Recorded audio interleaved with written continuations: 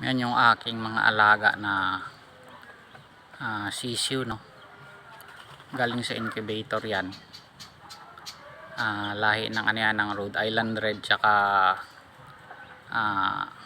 White Leghorn. Tapos merong ano yung silky, naglilimlim silky, so nanganak din yung silky. So nilagay ko lang dyan yung mga sisiu ng White Leghorn tsaka Rhode Island Red. Inalagaan naman niya, oh. Ayan, oh.